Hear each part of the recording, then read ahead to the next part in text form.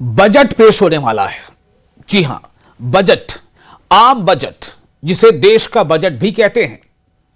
और देश के बजट से यह तय होता है कि आने वाला साल देश की दशा दिशा क्या होगी, देश किस सेक्टर में तेजी से आगे बढ़ेगा, किस सेक्टर में ज्यादा तरक्की होगी और किस सेक्टर को थोड़ा ज्यादा ताकत दी जाएगी।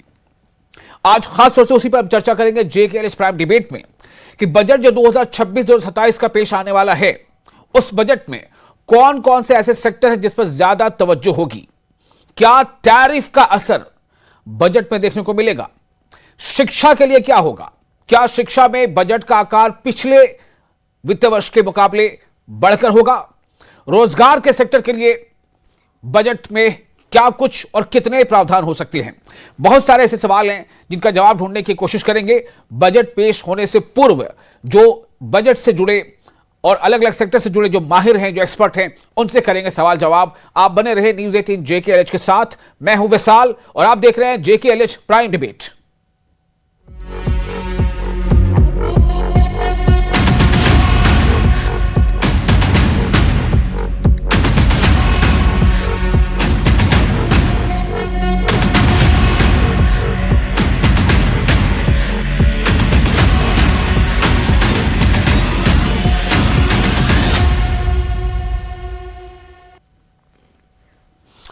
तो देश के पार्लियामेंट में 1 फरवरी सुबह 11 बजे वित्त मंत्री, जिन्हें वजीर खजाना भी कहते हैं, निर्मला सीतारमण वित्तीय वर्ष यानी माली साल 2026-2027 का केंद्रीय बजट, मरकजी बजट पेश करेंगी।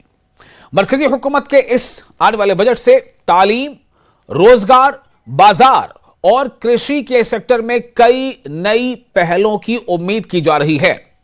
तालीम पर इस बार खासा जोर देखने को मिल सकता है। मरकज के बजट 2025 पे शिक्षा के लिए, तालीम के लिए 12,08,650.5 करोड़ रुपए का आवंटन किया गया था। इस बार इसका आकार क्या होगा, इस पर नजर रहेगी। मरकजी हुकूमत के आने वाले बजट से तालीम के साथ साथ रोजगार, महंगाई और बाजार जैसे सेक्टरों में नई और योजनाएं क्या हो सकती हैं, बाजार को और रौनक बाजार में आए उसके लिए किन किन सेक्टरों में थोड़ी तवज्जो दिए जाने की उम्मीद जताई जा रही है। कई सेक्टर ऐसे हैं जो सिर्फ देश की अर्थव्यवस्था को मजबूती नहीं देते, बल्कि आम लोगों की रोजमर्रा की जिंदगी पर भी सीधा असर डालते हैं। आम बजट में हुकूमत MSME सेक्टर को वैश्विक स्तर पर मजबूत बनाने की तैयारी कर रही है। अमेरिकी टैरिफ और वैश्विक व्यापारिक अनिश्चितताओं यानी जो अनस्टेबिलिटी है, इसके बीच वजीर खजाना यानी वित्त मंत्री का पूरा जोर यूरोपीय बाजार में पैठ बढ़ाने, निर्यातकों को सुरक्षा और पूंजी व GST राहत देने पर हो सकता है। आज इस पर सीधे चर्चा के लिए हमारे साथ कुछ खास मेहमान जुड़ रहे हैं। हमारे साथ जुड़ेंगे Arun Gupta, president chamber of commerce and industry, फिदा फिरदौस, एजुकेशनिस्ट, मंजूर पख्तून जो प्रेसिडेंट है कश्मीर हाउसबोट के ओनर की, वो भी हमारे साथ जुड़ेंगे, उस एसोसिएशन से जुड़ेंगे, और राजीव सूद CA है, फाइनेंशियल एक्सपर्ट है, वो हमारे साथ होंगे। तो सीधे सबसे पहले मैं रुख करना चाहूंगा हमारे मेहमान अरुण गुप्ता जी का। अरुण जी, कई बार ऐसे मौके आ चुके हैं जब हम लोग प्री बजट डिस्कशन में शामिल हुए हैं। इससे पहले भी कभी जम्मू कश्मीर के बजट के बारे में बातचीत करके आज आम बजट की बात हो रही है।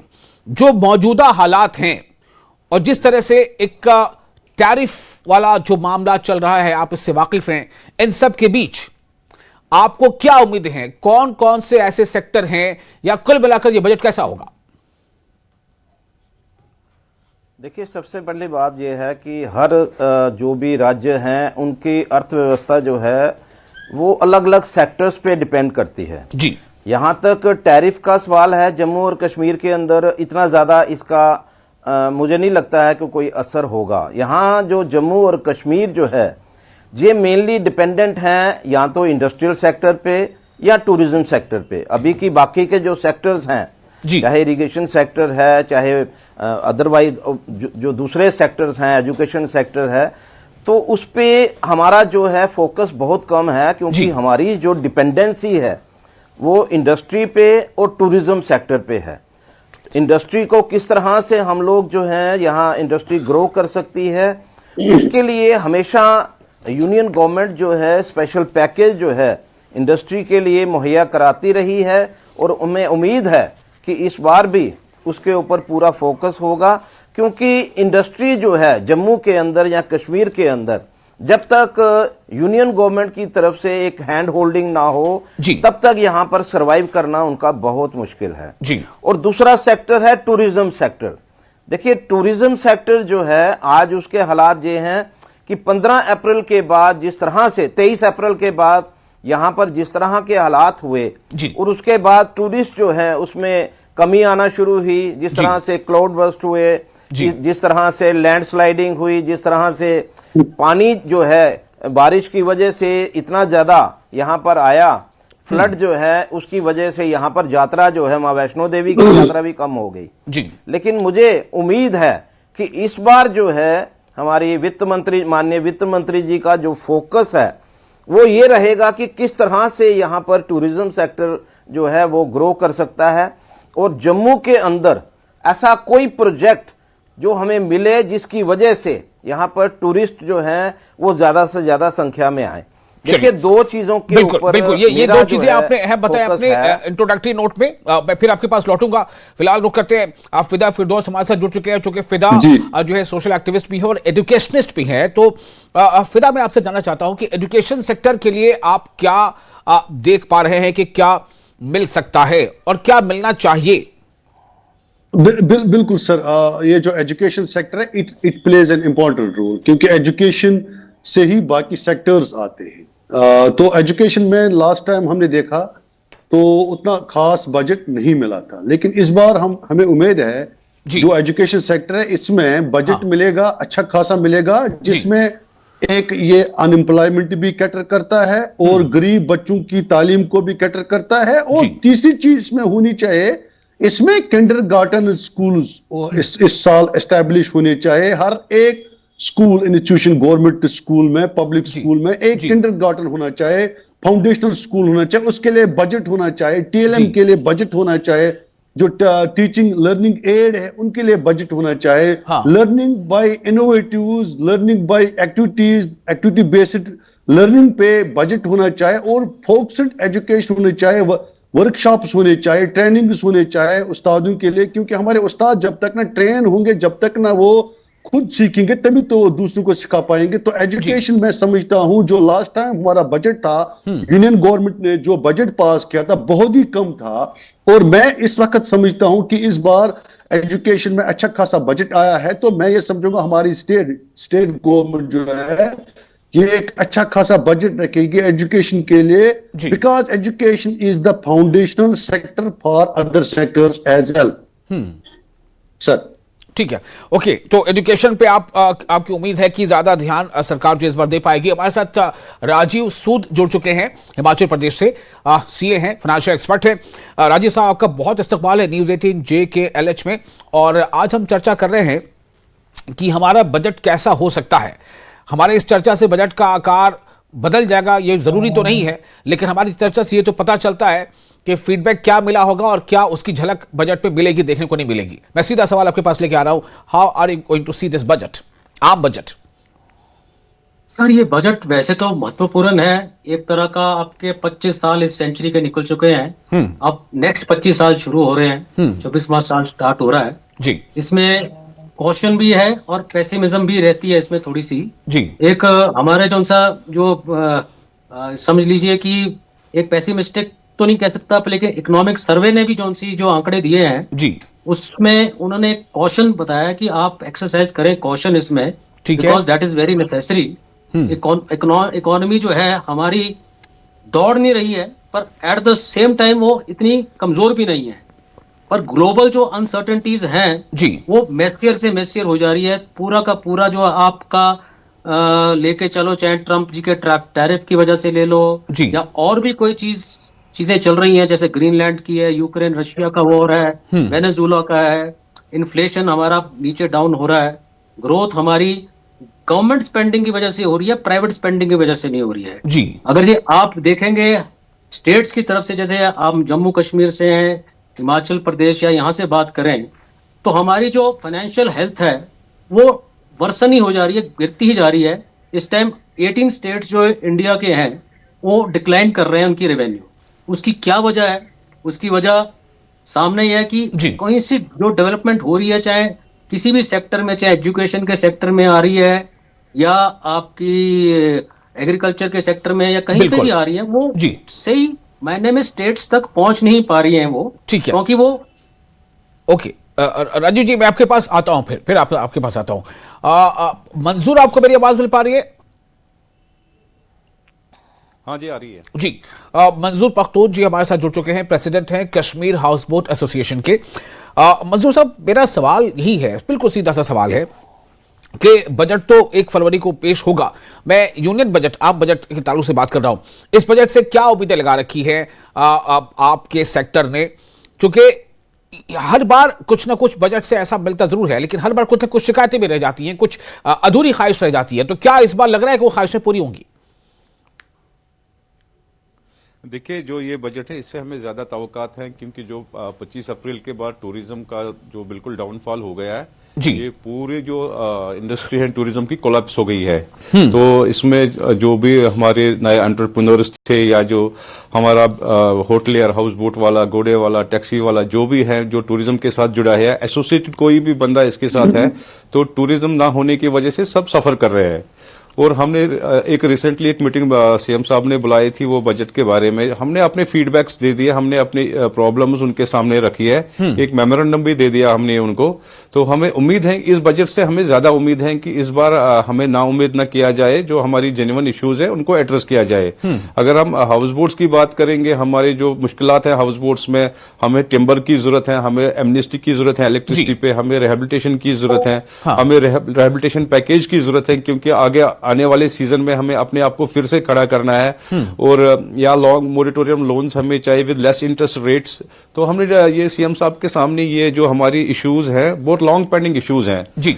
मगर इसमें प्रॉब्लम क्या आती है, जब भी हम इन डिपार्टमेंट्स को इनकी ओर रुजू करते हैं तो वो कहते हैं जी हमारे पास एलोकेशन ऑफ फंड्स नहीं है, बिल्कुल हम खाली बैठे हैं।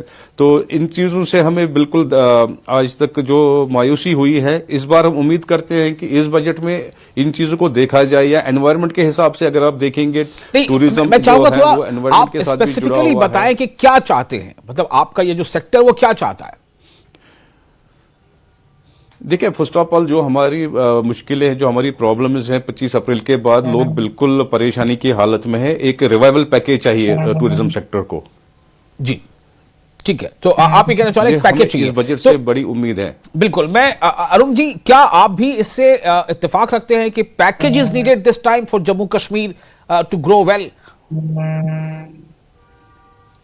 देखिए, एक चीज तो बड़ी पते की है, उन्होंने भी कही है कि भाई जिस तरह के हालात इस साल में जम्मू और कश्मीर ने देखे हैं, जिस तरह से 23 अप्रैल के बाद का लगातार का जो पीरियड रहा है, और माँ वैष्णो देवी की यात्रा जो है वो 30 लाख कम हुई है जी। तो ऐसे हालात में यहाँ के जो होटल्स हैं, यहाँ के ट्रांसपोर्टर्स हैं, उनको हैंड होल्डिंग तो चाहिए। उनके लिए स्पेशल पैकेज जो है, एटलीस्ट जिन लोगों के नुकसान हुए हैं उनको किस तरह से कंपनसेट किया जा सकता है, किस तरह से इनको रिहेबिलिटेट किया जा सकता है, इसके लिए तो कोई ना कोई प्रोविजनिंग जो है वो चाहिए। देखिए, मैंने पहले ही कहा कि जम्मू और कश्मीर जो है इरिगेशन के लिए अगर कहेंगे तो हमारे पास बहुत कम इलाका है, यहाँ पर इरिगेशन हो सकती है।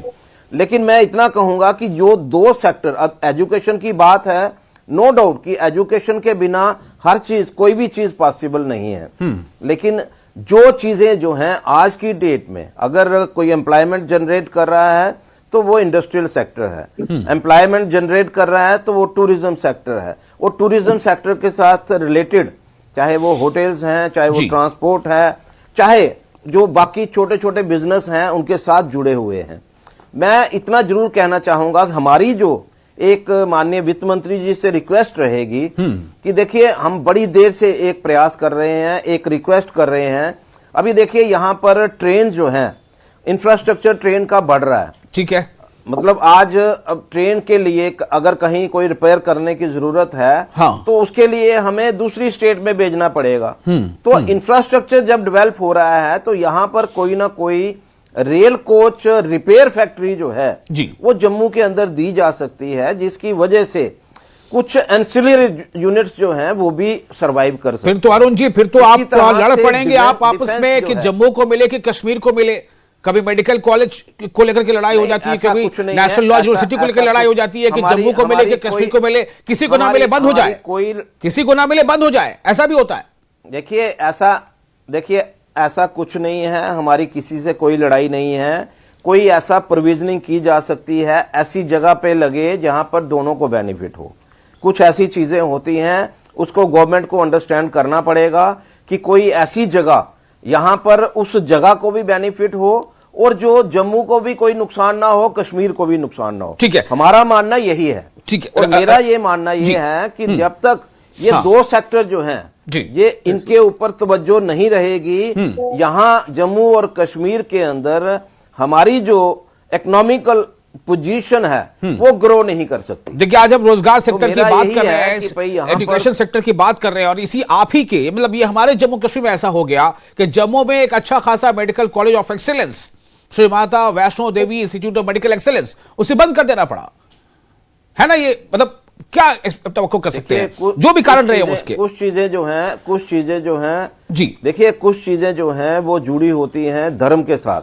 ठीक है। जब हम लोग किसी भी मजहब की बात करते हैं, किसी की सेंटिमेंट्स की बात करते हैं, चाहे वो कॉलेज तो बंद हो गया ना एक सेशन के लिए, सवाल ये है कॉलेज तो एक सेशन के लिए बंद हो गया, उसका हमें एहतराम करना चाहिए। देखिए, कॉलेज बंद नहीं हुआ है, कॉलेज तो चलेगा, चलेगा, हालात अभी तो बंद है, देखते हुए, अभी मद्देनजर बंद है। रखते हुए। राजेश जी, मैं आपके पास आना चाहता हूँ। कोई बात काफी नहीं, पहले भी नहीं चल रहा था, अभी फिर चलेगा। अरुण जी, ठीक है, लेकिन ठीक है, कई बार हालात ऐसे आशा होते हैं, है, चलना भी चाहिए। जम्मू और कश्मीर जो है जी, देखिए, चलना जम्मू और चाहिए। कश्मीर जो है जी। एक हमारी पोजीशन ही ऐसी है, क्योंकि ना हमारा क्लाइमेट मिलता है, ना हम एक दूसरे के साथ हैंड होल्डिंग में रहते हैं। हमारी कोई ठीक है अरुण जी, फिर बात करेंगे इस पे, फिर इस पे बात करेंगे। लेकिन उसके बाद भी जम्मू कश्मीर जी, मेरा आपसे सवाल ये होगा कि जो हिमाचल प्रदेश के परिप्रेक्ष्य में अगर हम बात करें राजीव जी, तो हिमाचल प्रदेश भी हर साल लगभग जो प्राकृतिक आपदा है उससे वो जूझता रहता है और कई तरह की वहां पर परेशानियां खड़ी हो जाती हैं। तो इस बार हिमाचल के लिए स्पेसिफिकली आप क्या आशा रखते हैं इस बजट से? देखिए, हिमाचल के साथ और जम्मू कश्मीर की चुनौतियां एक तरह की हैं, आपदा भी रहता है, और दोनों स्टेट्स वो कंज्यूमर स्टेट्स हैं ना, यहाँ ज्यादा रॉ मटेरियल है। दोनों की इकोनॉमी जो डिपेंड हॉर्टिकल्चर पे करती है और टूरिज्म पे करती है, और टूरिज्म के लिए सबसे बड़ी जो चीज चाहिए होती है वो होती है कनेक्टिविटी। जी, हिमाचल में अभी भी जो एयरपोर्ट की जो है, जहाँ पे बोइंग लैंड कर सके, इस टाइप की सुविधा नहीं है। तो कहीं पे भी जो है, चाहे कांगड़ा का एयरपोर्ट है, धर्मशाला का, उसके लिए उड़ान की स्कीम जो गवर्नमेंट की थी जी, उसके साथ अगर जो कनेक्टिविटी हो जाती है तो एक मल्टीप्लायर इफेक्ट आता है इकोनॉमी में जी, और डायरेक्ट एम्प्लॉयमेंट और इनडायरेक्ट एम्प्लॉयमेंट मिलती है और रेवेन्यू भी जनरेट होता है जी। इस टाइम जो है हमारा स्टेट या कोई और भी स्टेट भी ले लें, सारे के सारे लोन लेके ही अपना पूरा कर रहे हैं, क्योंकि हमारे पास जो ना तो प्राइवेट इन्वेस्टमेंट बहुत ज्यादा आती है, totally we are dependent upon जो सेंटर की जो स्कीम्स हैं, चाहे वो पानी के लिए आए, चाहे इंफ्रास्ट्रक्चर के लिए आए, चाहे हाउसिंग के लिए आए, चाहे और भी, चाहे डिजिटलाइजेशन के रिफॉर्म्स आए, जो भी नीति आयोग जो बनाता है अपने प्लेटफॉर्म से, उसी से कोई जो पैसा आता है हम उसी को आगे जनता तक लेके जाने की कोशिश करते हैं। ठीक है। अपना रेवेन्यू जो है स्टेट्स का बहुत सीमित है। ये जो हमारे जितने भी हिमालयन स्टेट्स हैं, इनके लिए डेफिनेटली एक स्पेशल पैकेज चाहिए। ये बॉर्डर स्टेट्स हैं, यहाँ पे जब तक सेंटर हमें ग्रांट्स नहीं देता और अच्छा हमारे को एक, चाहे जैसे अभी बात कर रहे थे कि ये एक लार्ज स्केल की रेलवे कोच फैक्ट्री मेंटेनेंस का कुछ आ जाए, या हिमाचल में कोई ड्रग्स का जैसे काफी बड़ा पैकेज आ जाता है, बत्ती रोटी वाला जो सा जगह है उसमें 90% जो मेडिसिन यहाँ बनती है, तो उस टाइप का एपीआई ड्रग का जो सा पिछले भी अनाउंस किया था, लेकिन वो अनाउंसमेंट ही रह जाती है, धरातल पे वो आता नहीं है किसी तरह से। जो हम समझते हैं कि मे बी आपकी इकोनॉमी ग्रो कर रही है 7.2% से 6.8% से, पर इस टाइम कॉन्स्टेंटली चाहे वो प्राइवेट सेक्टर में काम कर रहे हैं, चाहे आईटी सेक्टर में कर रहे हैं, उनको एक कांस्टेंट फियर रह रहा है जॉब इनसिक्योरिटी का, जॉब इनसिक्योरिटी, जी, पे इनसिक्योरिटी भी रहती है, जॉब इनसिक्योरिटी भी रहती है। तो एक हैप्पीनेस जो है वो जी। एक आर्टिफिशियल सी ग्रोथ नजर आती है, लॉपसाइडेड सी ग्रोथ आती है, फिजिकल अरिथमेटिक कुछ और है, हाँ पर धरातल पे आप अगर जे पूछा जाए किसी एक यूथ से पूछा जाए या किसी के लिए जाए, तो उसको अंडर एम्प्लॉयड फील करता है और कहीं ना कहीं उसे डर लगा रहता है कि नौकरी का, कि भैया आज नौकरी है, कल नौकरी रहेगी भी कि नहीं रहेगी। बिल्कुल तो बिल्कुल इसलिए बिल्कुल। स्थिरता का माहौल डालने के लिए ये- हमारे जो हेलो। सोशल स्टेटस जी, जो है जी, जी। यहाँ पे हमें हेलो। डेफिनेटली हाँ हम लुक फॉरवर्ड कर रहे हैं from the hello. Government centre. हाँ, मैं आ रहा हूं आपके पास। फिदा मेरे आपके पास आ रहा हूं। फिदा फिरदौस एजुकेशनिस्ट। फिदा, एजुकेशन को लेकर के बात हो रही थी और मैं उम्मीद कर रहा हूं कि एजुकेशन सेक्टर पर इस पर ज्यादा कुछ काम बेहतर हो सकता है। मंजूर, आप बने रहे हमारे साथ, मैं आ रहा हूं आपके पास। जी फिदा, पहले आपके पास आता हूं, मुझे ये बताएं। ये जो एजुकेशन वाली बात हो रही है, मैंने पहले कहा कि लास्ट टाइम जो प्रीवियस बजट था इसमें एजुकेशन का सेक्टर का उतना खासा मिला नहीं। मिला और नहीं, ठीक है, यूथ हाँ। जो है बड़ा निराश है, निराश है। जी। यूथ जो है अभी एडजस्ट नहीं हो पा रहा है, बिकॉज हाँ। यूथ को तो एट द एंड नौकरियां चाहे और यूथ को एट द एंड एंगेजमेंट चाहे, और वो एंगेजमेंट सबसे बड़ा एंगेजमेंट होता है एजुकेशन में, क्योंकि एजुकेशन सेक्टर ऐसा एक सेक्टर है जी। जो पुलिस हाँ की जी, हाँ जी। तरह यूथ को एंगेज करने जी, में जी। बड़ा रोल निभाता है। लेकिन बदकिस्मती की वजह से हाँ। पिछले तकरीबन 5-10 सालों से एजुकेशन में ना तो नौकरियां मिलती है, ना तो नौकरियां आप देने के लिए ये दे सकती है, बिकॉज जो इसमें ऑरिटीज थे या बाकी मुलाजिम थे उनको एब्जॉर्व करने के लिए इन्होंने जो नई रिक्रूटमेंट करना था या नई रिक्रूट जॉब निकालने थे वो ये ऑलरेडी एब्जॉर्व कर चुके हैं। अब ये मुझे सुनने में आया है कि 35 ईयर्स से कुछ ईयर्स तक अब एजुकेशन में जॉब्स नहीं मिलेंगे।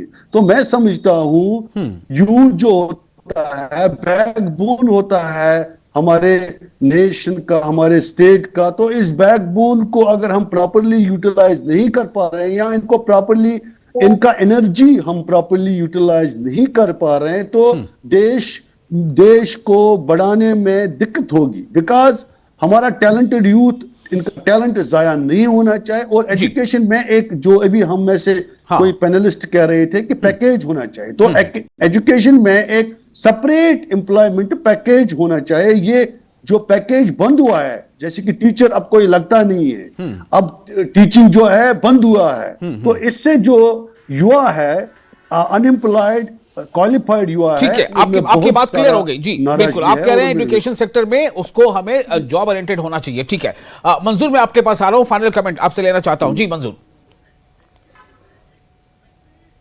हाँ सर बताइए, क्योंकि मैं थोड़ा इसमें कुछ नहीं, मैं वही चाह रहा हूं कि आप कुछ लम्हे रह गए। 1 तारीख को, 1 फरवरी को बजट पेश हो जाएगा, और क्या आपके सेक्टर की जरूरियात हैं जो आपको लगता है कि पूरी होनी चाहिए? जी, जैसे मैंने पहले भी कहा, जो हमारे मुतालबे हैं हमने वो आगे फॉरवर्ड किए हैं, और खासकर जो इसमें हमें बजट में जो हमें तवक्कात हैं, जो उम्मीदें हैं, इसमें जो नीड ऑफ फाइनेंशियल असिस्टेंस है, इसको देखना चाहिए और इसको प्रायोरिटी पे रखना चाहिए। और जो 25 अप्रैल से अभी तक टूरिज्म पटरी पे नहीं आ रहा है, जिन लोगों का नुकसान हुआ है, तो कैसे उसे पटरी पर लाया जाए ताकि जम्मू कश्मीर की अर्थव्यवस्था थोड़ी मजबूत हो सके। जी बिल्कुल, बहुत शुक्रिया आपका, आप तमाम मेहमानों का इस खास विषय पर अपनी बात रखने के लिए। आपने सबने अपनी अपनी कीमती राय दी है। देखते हैं किस हद तक ये परिलक्षित हो पाता है जब बजट पेश होगा। आप बने रहे न्यूज़ 18 JKLH के साथ, हमें दें इजाजत।